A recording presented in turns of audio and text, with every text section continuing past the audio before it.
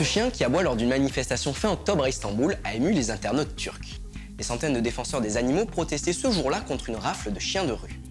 Notre observateur est un responsable d'une association de protection des animaux à Istanbul. Il nous explique pourquoi les Turcs ont un rapport particulier aux chiens.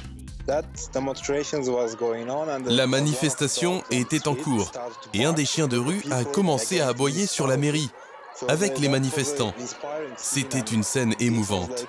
C'était comme s'il savait ce que nous étions en train de faire et qu'il nous soutenait. En gros, les municipalités ne veulent pas de chiens dans leurs rues, mais la loi dit que les municipalités doivent s'occuper d'eux.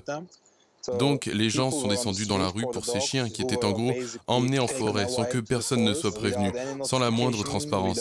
C'était ça le problème en fait. Les activistes se sont rassemblés et sont allés dans la forêt la plus proche pour nourrir les chiens avec de la viande crue donnée gratuitement par des bouchers. En France, les chiens errants sont systématiquement placés en fourrière. Si personne ne les adopte, ils sont très souvent euthanasiés car les refuges sont surchargés. Mais en Turquie, cette pratique est totalement interdite. Dans le pays, il y aurait entre 1 et 2 millions de chiens de rue selon notre observateur.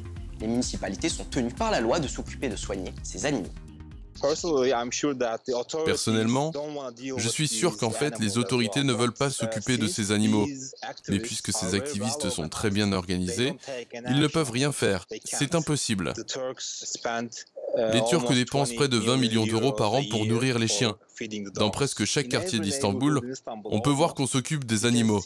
Si on parle du bien-être animal, je pense que la situation en Turquie est en fait bien meilleure qu'en Europe.